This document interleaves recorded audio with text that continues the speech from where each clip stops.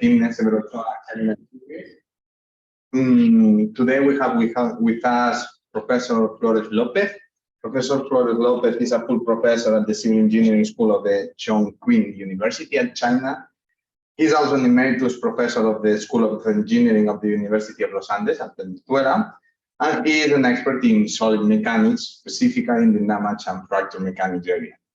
And today he will present us the lumped damage mechanics and Nash non-cooperative equilibrium point problem. So let me just hide this. And Professor Flórez-López, the floor is yours. So thank you for being here. Thank you very much. I would like to first thank to Professor Yang and Professor Doblare for making possible to join my family here in Spain during COVID times. I would like to thank to Professor Oñate and Poplana for letting me visiting their state. So my presentation is about a new branch of damage mechanics, a new branch of applied mechanics called lumped damage mechanics. So let me try to explain to you why lumped damage. Why do we need a new branch of applied mechanics? There are several reasons. The first one is that continuum classic damage mechanics leads to mathematically ill-opposed problems. And this is related to a phenomenon called localization. As you can see in these videos, the solids pass by two different phases. In the first phase, the displacement field appears to be continuous. And then suddenly at a certain instant called localization point, a discontinuity appears in the displacement field. So I'm going to try to explain to you, to remind you what is the problem of localization using a very classic, very old example that is to have a uniaxial representation of this phenomenon. So this is two bars, bar with two finite elements. In the yellow element, the strains and damage are assumed to be concentrated during the post-localization phase, while the blue element unloads elastically.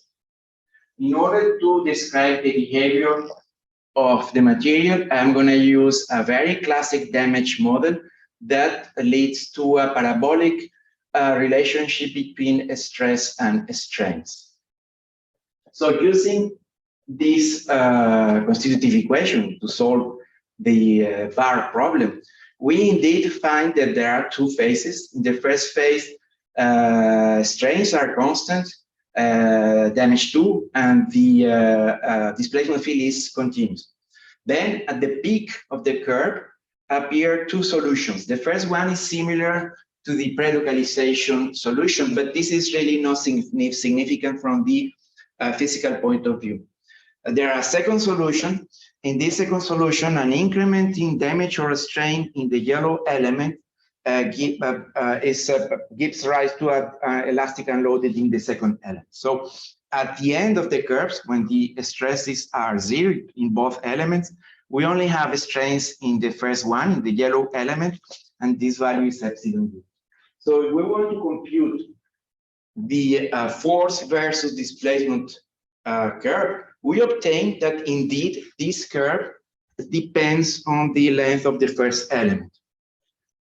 So unless you assume that this length is a material property, we must conclude that classic damage mechanics leads to an infinite number of solutions for this problem. The same result can be obtained when you use a more serious simulation using, for instance, plane strains. And you have the two phases. And indeed, in the second phase, you have that the force displacement curve depends on the size of the finite element measure. As it doesn't make any sense to assume that a finite element size is a material property, then we must conclude that indeed classic damage mechanics leads to non-objective results. One very important aspect of the problem is finding out when this localization can happen. For this very simple problem, you can consider the peak of the curve, but this is not the best approach because it cannot be used in the general case. Much better approach was proposed by Rice at Ronicky many years ago, and it consisted in finding the conditions so that a discontinuity can appear in the field. So the idea is to write all the equations of the problem in terms of velocities. You combine all these equations, and then you find that in order to have a discontinuity, this function L that depends on epsilon, on the strain and the damage, must be negative. So when you compute this function during the analysis of the two-bar problem, you find that indeed this functional is positive. At the peak, it becomes Z0, and you have localization in this problem. In the most general case, you can do exactly the same thing. The only difference is that the function L now depends not only on this strain tensor and the damage value, but also the possible orientation of the surface. So the idea here is to compute the minimum of the function L. If this minimum is positive, then localization is not. If it's positive, then localization is not possible. And when the minimum of the function L touches the horizontal axis, then you have that you have localization, and you have also, you know, what is the orientation of the surface of the discontinuity surface. This is the Chongqing city. Chongqing city is not very well known in the West, but it's a huge city. I think it's the number 3 or 4 in China in terms of population, and it's a very interesting town. Many years ago, it was shown that the damage problem can be presented as a non-cooperative or equilibrium point. Non-cooperative equilibrium point or Nash point. The Nash point is a very important concept in game theory and mathematical economics.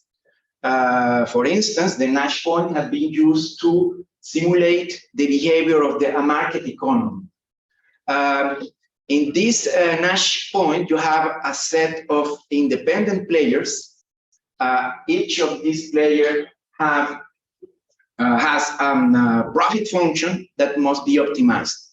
But the player can control only a subset of the function. The other function depend on the competition, on the other players. So a Nash equilibrium, if it exists, is found when all the players have optimized their profit functions and none of them have any incentive to change the values of the variables under their control.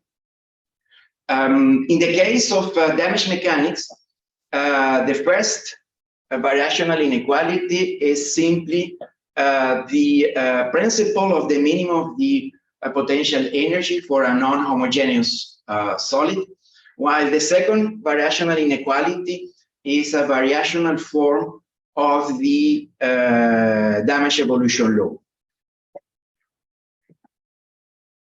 You have, perhaps you know this book. This is a very famous book by Jean Lemaitre and Jean-Louis Chaboch. And for us, the believers in lumped damage mechanics is like a sacred book. Okay, so in this book, Lemaitre writes, damage like the devil, invisible but formidable. And indeed, as you can see, Nash formulation states that the damage problem is like a fight between good and evil. Good will be represented by the player U that wants to transform mechanical work into reversible energy for later use, while the second player is player D, Le Diable.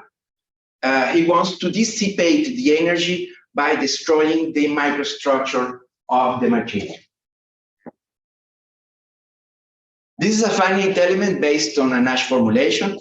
Here, the two functions, JU and JD, they depend on the displacement of the intermediate node of the bar and the two damage values for each element in the uniaxial problem. So how does it work?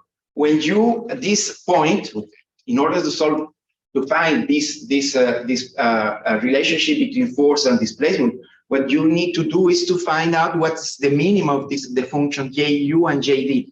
Here you have three plots, but actually there is only two functions.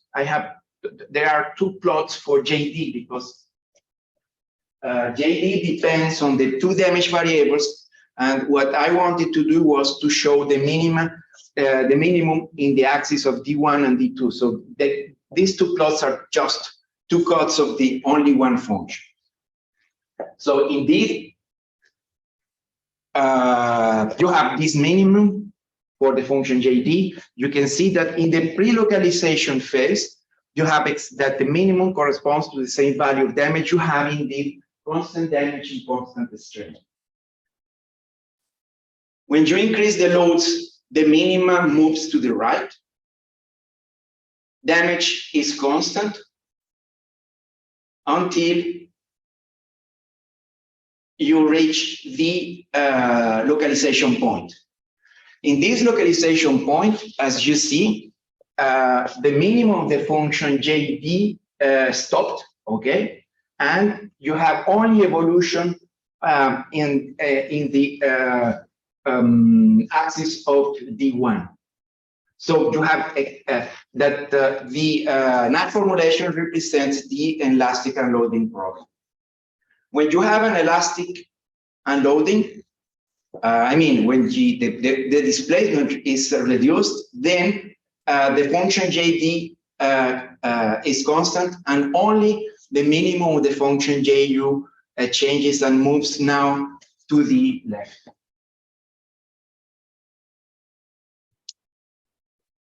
This is the American mathematician John Forbes Nash, but perhaps you watched this movie, A Beautiful Mind, right? This picture shows that real scientists, they are not as pretty as Hollywood actors.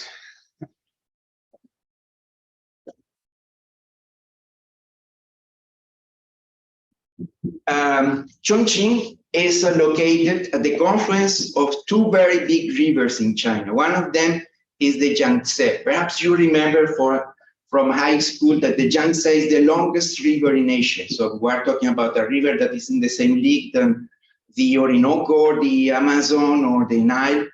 And in downtown Chongqing, you have the port of Xiaotianmen. That's the place where the Chinese tourists board the ships that travel in the Yangtze.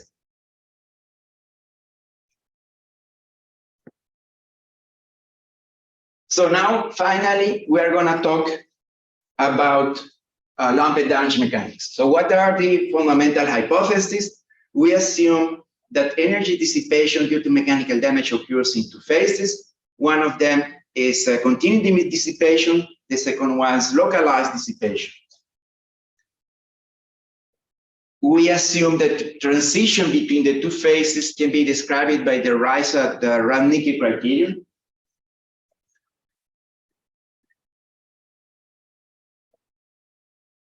We assume that continuum and localized dissipations are independent phenomena, completely different, and this is a very important assumption. And finally, we assume that localized dissipation can be considered in lumps of in zones of zero volumes, and that is going to generate discontinuities in the displacement field. So localized lumped dissipation is actually lumped dissipation on strong discontinuity is actually a very old idea. The first model is the plastic hinge. This is the 19th century and is the basis of limit analysis and has been extensively used for the design of civil engineering structures and earthquake engineering. The first paper on lumped damage mechanics was published in the journal of this house in 1993. And at this moment, this journal was free of charge for the authors.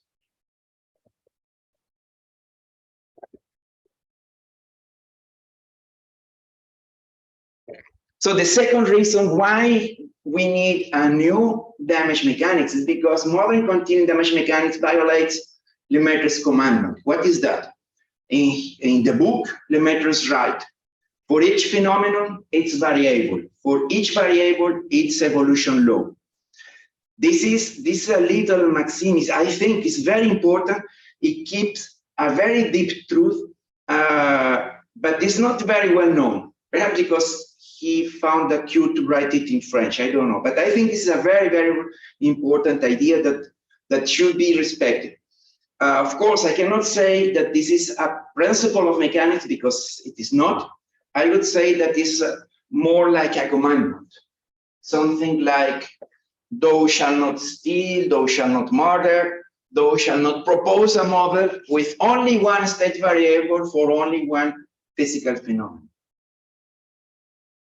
What I mean is that, of course, you can murder or you can propose a model when where only one state variable tries to describe two physical phenomenon, but it would be wrong. It would be a sin, and since they are paid in the afterlife, because as Lemaitre himself writes, a model becomes a law or sinks into oblivion. No way a model is going to become a law if it disobeys this Lemaitre's commandment.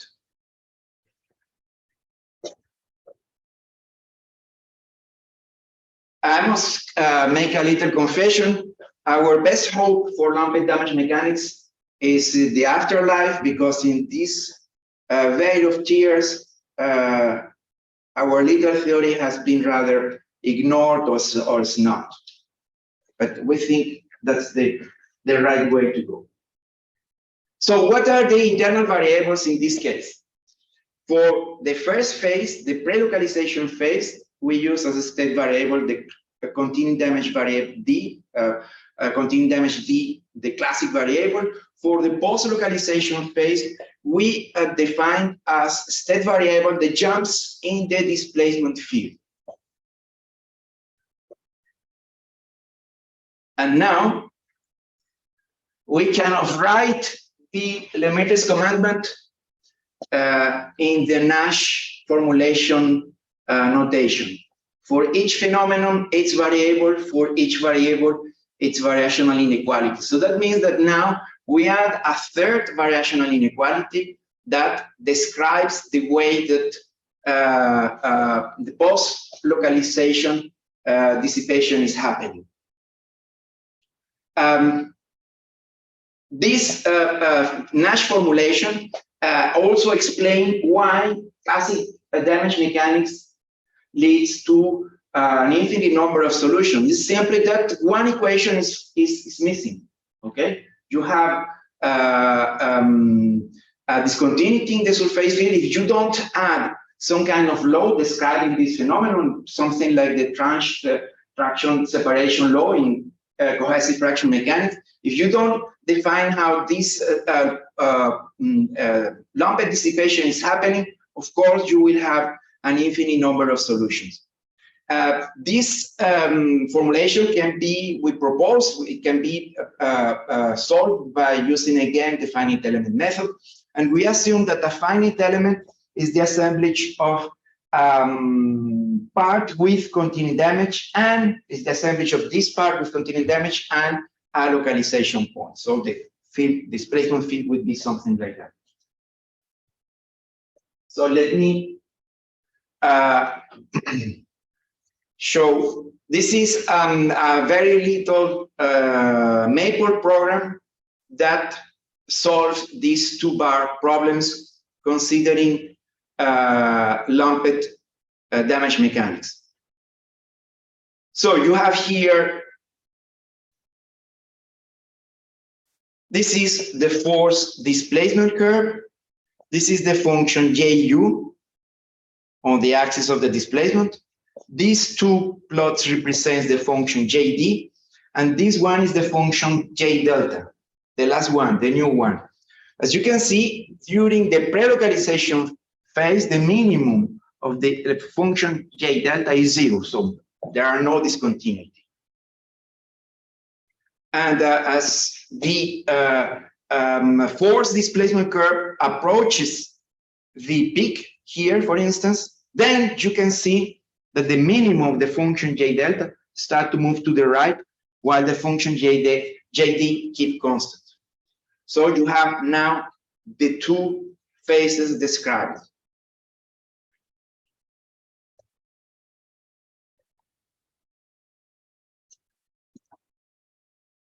I think it's not hard to believe that the length of the element 1 doesn't matter any longer. That you can use any length and you will have obviously the same behavior, simply because no matter what is the length, the lumped dissipation is lumped in one point.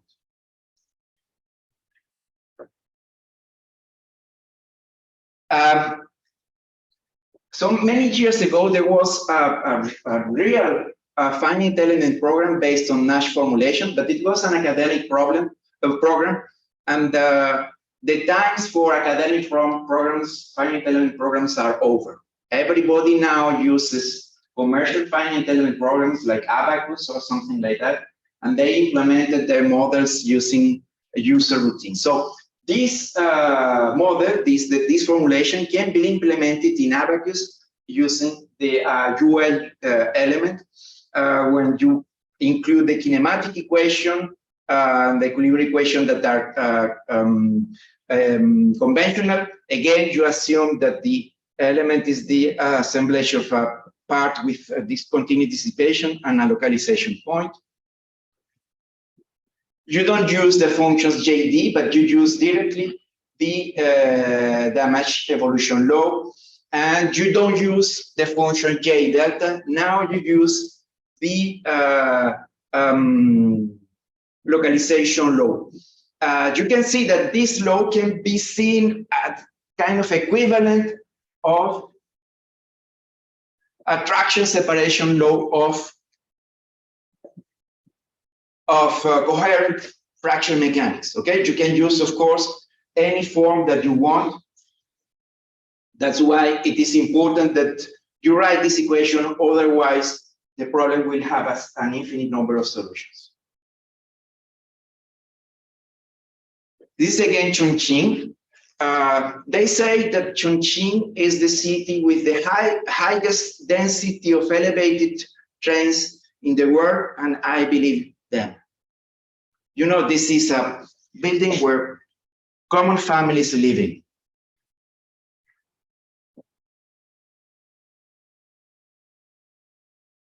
Now, let's start to try to implement the model into some kind of a 2 or 3 dimensional case. For instance, in this case was, I think, plane stress. So the first step is to rewrite the classic 4-element isoparametric finite element. I forgot to mention that we choose, in order to implement that, to describe the problem of concrete cracking, okay? Because this is simpler to solve. So again, we are going to rewrite the conventional 4-node finite element by introducing something that we call numerical extensometer or numexis. So these values delta, they are the extensions, the elongations of this numerical extensometer. They those numexis, they connect all the nodes of the finite element. This is completely equivalent to the conventional element, because it is possible to compute the strain field as a function of the values, the elongation values of the extensometers in a way that is very similar to the strain offset of strength of material. So instead of using strains, we use elongations. So this is a truss transformation matrix that relates the elongations with the nodal displacements of the element. And then you can write stresses as a function of the numexis values, or the nodal forces, or the stiffness matrix. So both finite elements are identical. It's just a different notation. The second step is the discretization of the localization surfaces. So what we do, if this is the real localization surface, we call the discontinuity jump, we call it ES. And we consider only 6 discontinuity surfaces that again connect all the nodes of the element, and we try to adapt to the real discontinuity surface in that way. What is important is that when an umexi crosses a localization surface, then it becomes one of the little bars that I mentioned to you for the uniaxial example. That's why I insisted that much, because actually what you have is something like a truss with 5 bars, and each of them are similar to the uniaxial bar that we discussed at the beginning.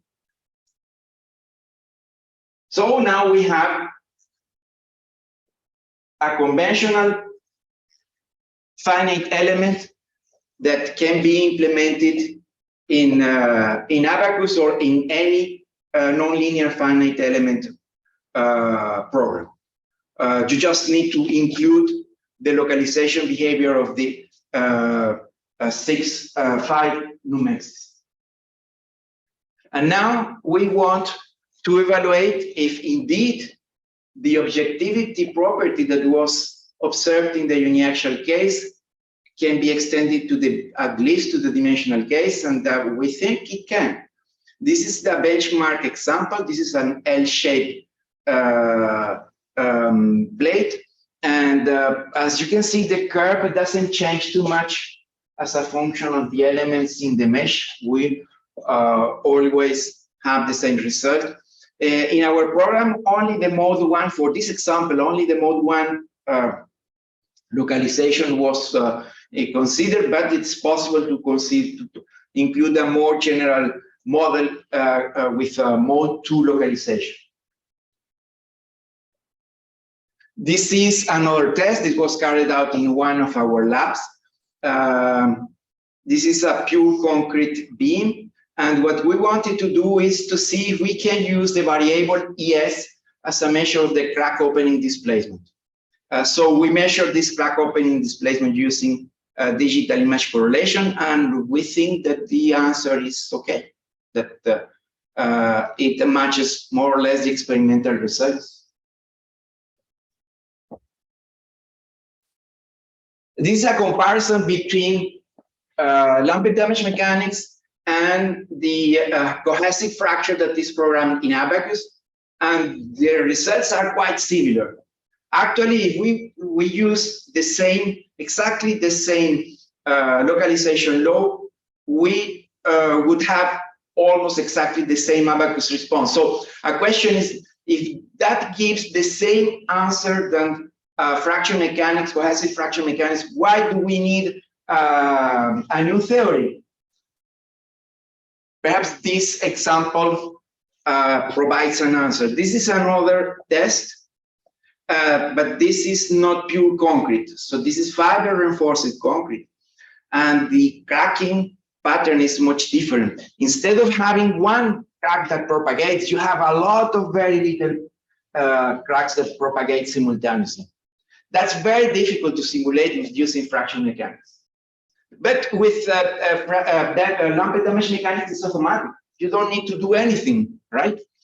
Because as the Reiser-Zurnicki criterion can be included into the localization law, it will find out where and what is the location and orientation of the all possible discontinuity surface. I don't need to describe the geometry of cracks or surfaces, because this is not a fracture model, this is a damage model. And as a consequence, it can also deal with an uncountable number of cracks, okay? Because when you have a finer mesh, then you multiply the number of potential surfaces that can propagate. And at least in the examples that we have run, it gives objective results during all the phases of the problem. This is the Hongya Cave in downtown Chongqing. Many centuries ago, 2,400 years ago, there was a military, there are archaeological evidence of military facility in this place. This is a fort for controlling the Yangtze, the rivers in Chongqing. Right now, of course, it's just a theme park. It's like a theme park where the tourists can go to find out about the culture, the art, and especially about the very famous Chongqing cuisine.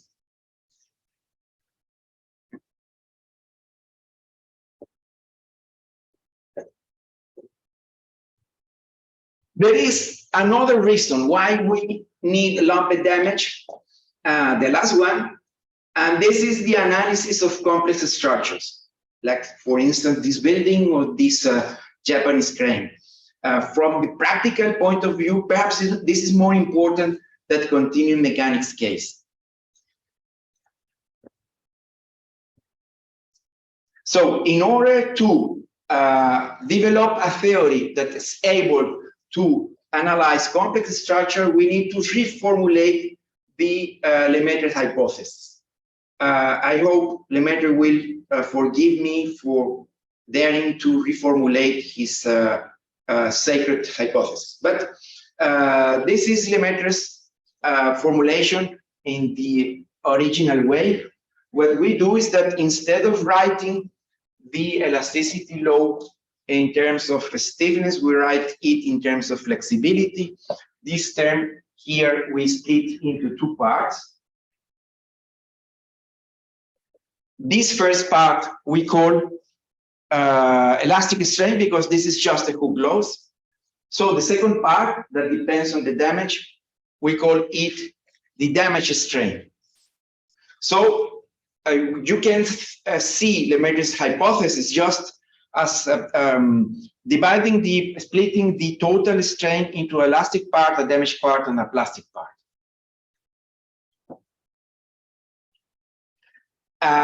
Is it possible to formulate? We think it's always possible to formulate any classic damage model using damage strain as a state variable instead of the damage variable. It's the same model because one thing is a function of the other.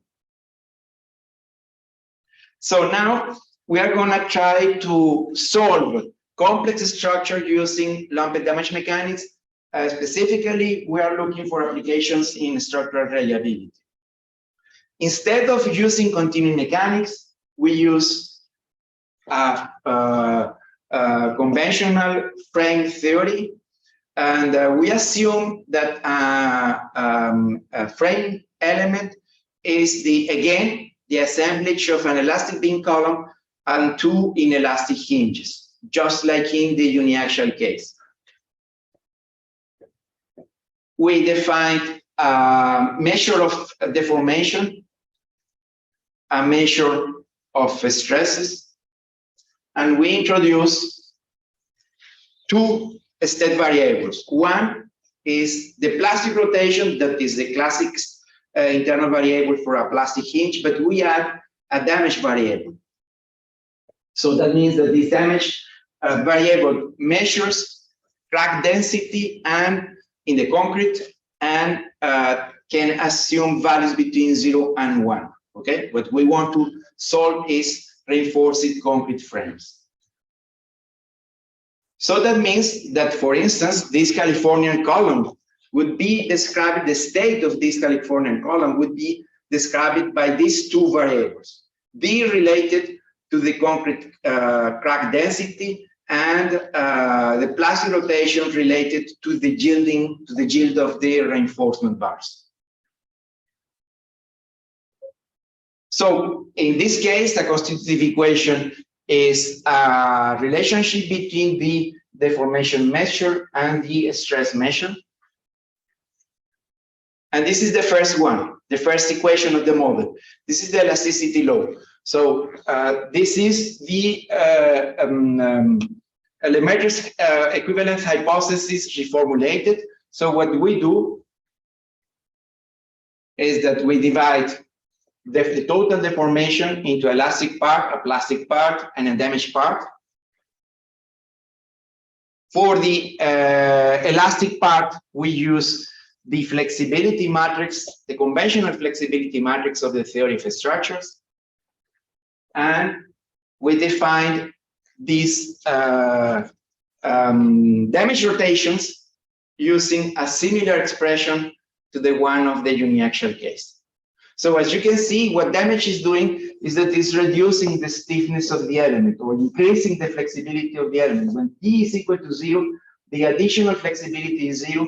When t tends to 1, the additional flexibility tends to infinity. We combine all these equations, and then we got the flexibility matrix of a reinforced concrete element with cracks. Of course, if you prefer, this is the two rotations that appear in the problem. In the classic approach, you only have plastic rotations. Now you can have damage rotations that are a consequence of the crack, so they can open and close as a function of the value of the bending moment. If you prefer, you can work with the stiffness matrix. That's what you get.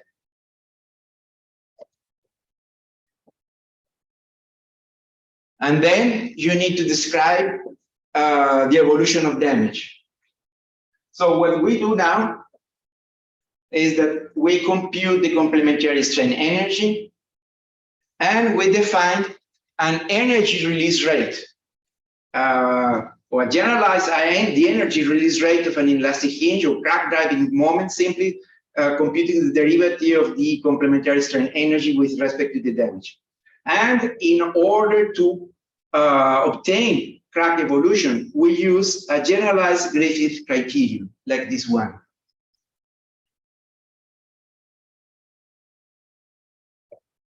Again,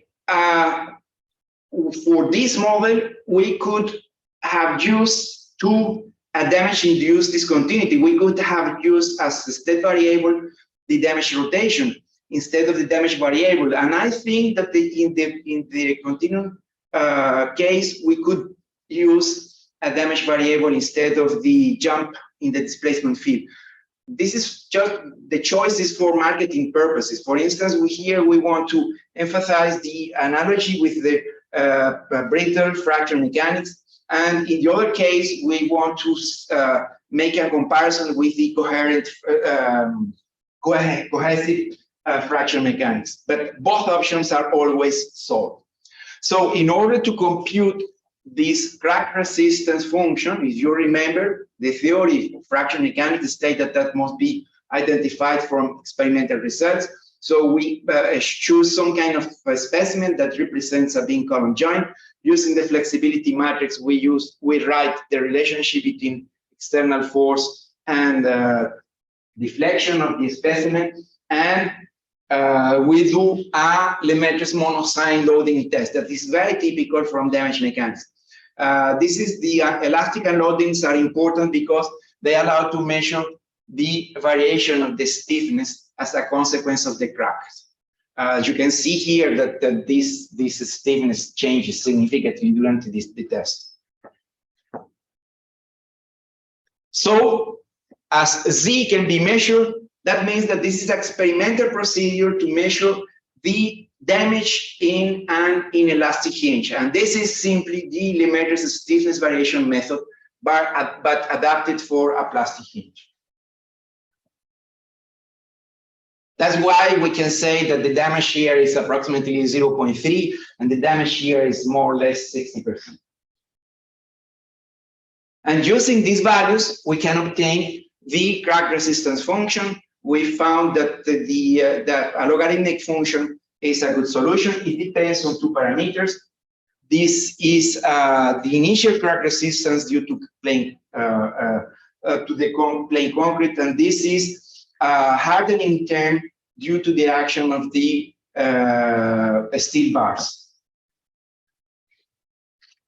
We want these models to be used by practical engineers. So this is very important to propose a procedure that allows computation of R0 and Q using well-known concepts for the practical engineers. This is the Griffith criterion. This Griffith criterion states a relationship between moment and damage that is something like that. Practical engineers do not know how to compute R0 and Q, but he knows very well, she knows very well how to compute the first cracking moment and the ultimate moment. So instead of using R0 and Q, we compute these variables, and then solving a very little system of equations, we obtain what R0 and Q.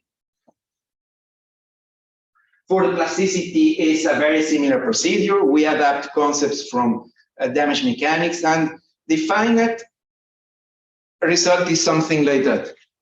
This is the test. That would be the numerical simulation of this test.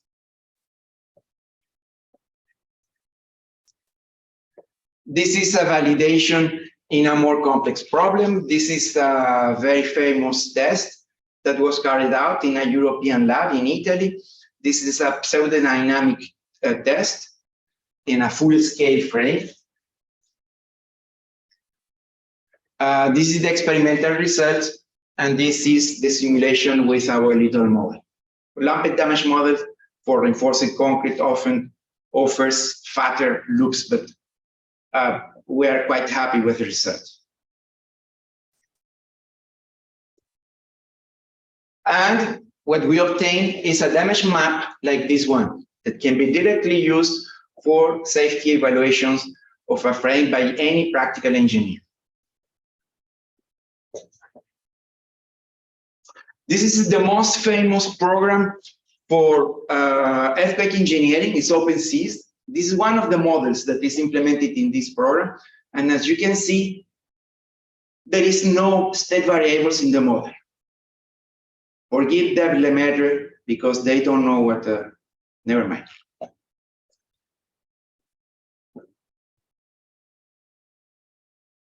So in the Sao Paulo University in Brazil, they have a very serious group of probabilistic and stochastic structural analysis. So two students, Brazilian students of the University of Sao Paulo, Julio and Caroline Coelho, they decided to try lumped damage model. For the reliability people, damage is not the end. Damage is just a mean to reach the end, that is the probability of failure. So they decided to try lumped damage mechanics, made a metric, bless their careers. So this is one of the slides of Bosse's presentation, for Rubio's presentations for her PhD. That's what she did. She used Abacus to model this frame. That's the detail of the frame. That's here. You have a little a detail of the mesh that she used. Here are all the details of the simulation. She used concrete damage plasticity constitutive equation that is included in Abacus. And this is the comparison between the two approaches. She found that they were quite similar, and actually she didn't have any reason to believe that one of them was more accurate than the other. This is the damage map generated by Abacus. Those are the damage maps generated by the lumped damage model. As you can see here that the computer time for this analysis was 50 hours against 8.5 seconds.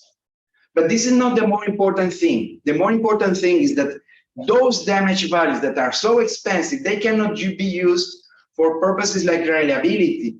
Because how do you use that? You need to use some kind of average or some kind of damage index. And that violates Lemaitre's commandment. Why? The damage results from lumped damage mechanics that are very economical, they are very cheap. You can use it directly for safety evaluation or for reliability purposes.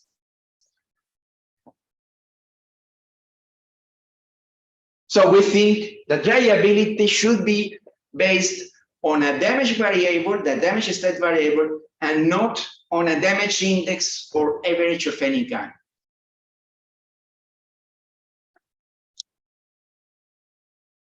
Of course, you can use, instead of three-dimensional finite elements, you can use the fiber approach. But anyway, it is more expensive, but the problem of the average is exactly the same. You cannot use directly the values of damage for each fiber in order to carry out a reliability analysis. Again, you need to use some kind of average or damage index, and that violates the Lemaitrie's commandment.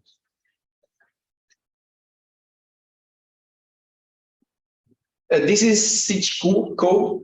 This is a neighborhood in Chongqing. It's the old city of Chongqing, very famous place for tourists.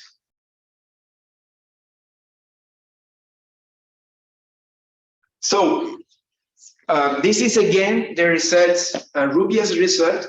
You can here see one of the building that the frame that she analyzed. One of these points is an earthquake. Okay, it's an earthquake simulation. If each simulation is 50 seconds, you can make as many as you want. If it is 50 hours, that's another problem. So perhaps you should use, in that case, much more sophisticated probabilistic approaches. And this is a fragility curve based on a damage state variable instead of damage index. Caroline Coelho, she tried to solve a similar problem. What she wanted to solve is the probability of failure, the evolution of the strength of a frame that is subjected to corrosion too, okay, but under static loading only. So she used the crude Monte Carlo method, and I think that in order to obtain these curves, she carried out hundreds of thousands of simulations. With the Lambert damage model, that's not a problem.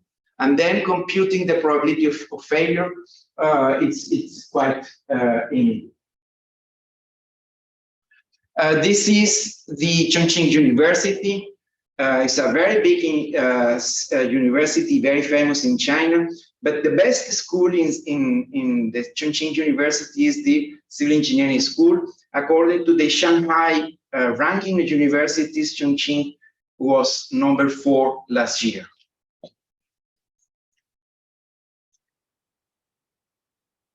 There are a lot of other applications. For instance, you have here local vacuum. Again, this is the Japanese crane that was suffered structural damage during the Kobe earthquake. This is a test that wanted to simulate this effect in one of our labs, this time in Venezuela. And you can simulate that using abacus and elastoplastic shell theory, and the results are very spectacular. But you have the same problems. What do you do with this color map if you want to compute the probability of failure? You need to violate the Lemaitrie's commandment again. While when you use Lambert damage mechanics, you can compute directly by a damage evolution law at the degree of local vacuum that is perfectly possible.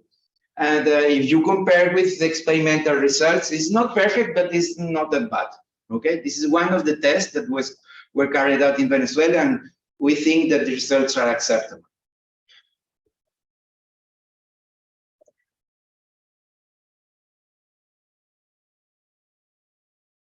This is another problem important in earthquake engineering is crack propagation in steel beam. This is a cyclic simulation. This happened in buildings subjected to earthquake loadings. There was a well-known set of tests that were carried out in China that subjecting this steel element to low and ultra low cycle fatigue. It's possible to apply lumped damage approach. So this is the, again, abacus simulation. You see what this, it's really complex, right? In a real building, you have hundreds of these joints. So this is really not practical. It is not for practical engineers in the industry. And not only that, but when you use the simulation, abacus is very good in the plastic part, but when you have the loss of strength due to the cycles, abacus has a lot of problems trying to simulate crack propagation. With lumped damage mechanics, this is quite easily and quite cheap to compute. The last application that I'm going to show to you, this is an origami structure.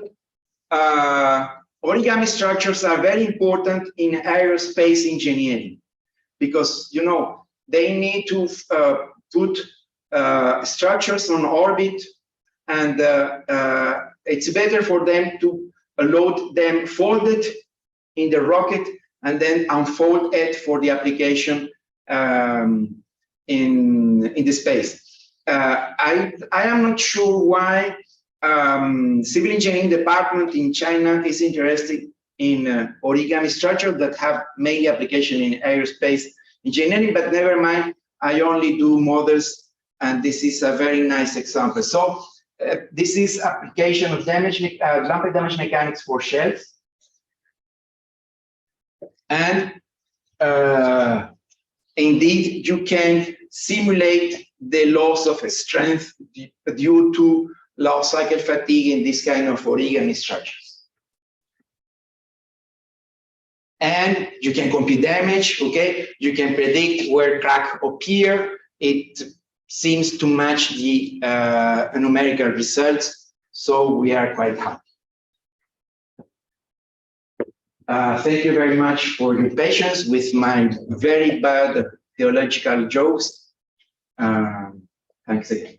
So thanks, Professor Flórez-López. And let's see if there's any question in the audience. So, hello, can you hear me? yeah, we can, Ignacy. Yeah. Yeah, I was wondering if this lumped damage mechanics method is similar to, to write a mixed formulation with a damage variable, so separating the damage variable or making it another variable. Sorry, come again? I didn't hear very well. I don't know yet. Yeah, the thing is, can you hear me?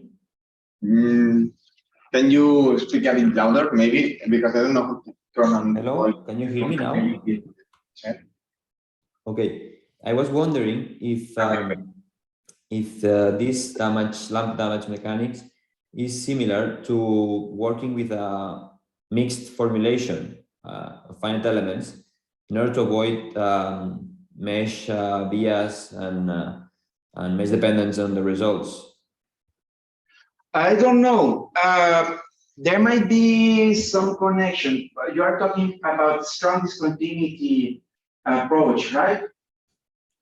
Yeah, well, with mixed formulation. So separating, for instance, using a damage variable not as a internal variable but as a nodal variable, which needs to be solved. If you separate the continuum momentum equation, if you split it and in a mixed formulation, using not only displacements but also other variables as unknowns, maybe you can obtain let's say mesh-free or mesh-independent results in a continuum using a continuum damage model.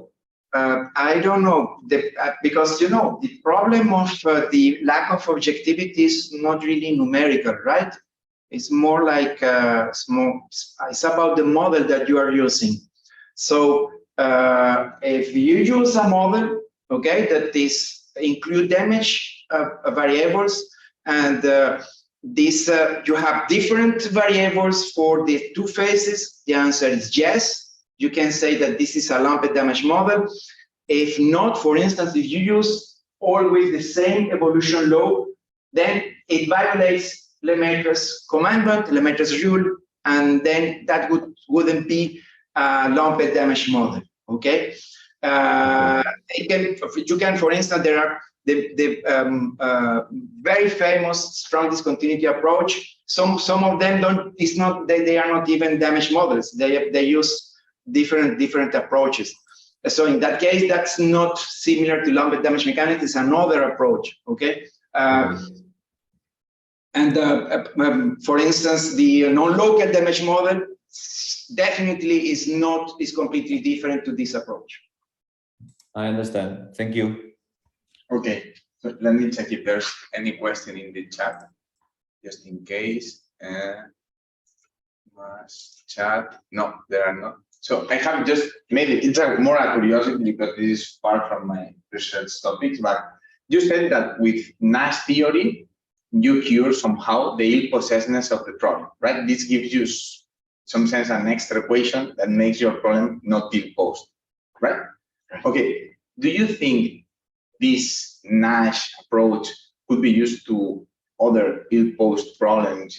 Oh yes, yes. Sure. So it is not something. It's something general that can be. Yeah, you are completely right.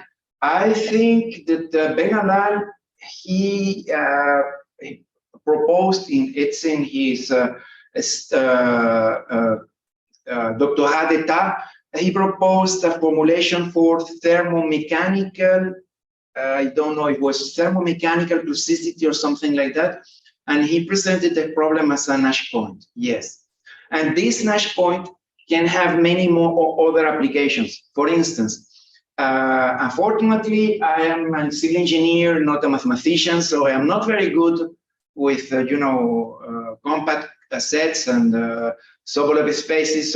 But there is a lot of theory about the uniqueness and the stability of the Nash equilibrium, because this is mathematical economics. There is money involved in the problem. So there are many people working on that. They have results that state when a problem, a Nash formulation, has unique solution or not.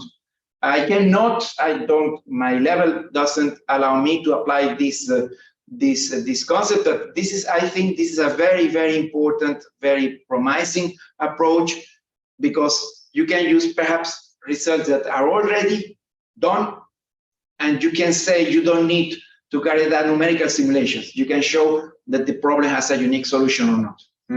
Understood. Thanks for. So if there are no more questions, I will thank Professor Flórez-López again, and we will conclude this seminar. Thanks, Okay, Professor. thank you very much. Thanks.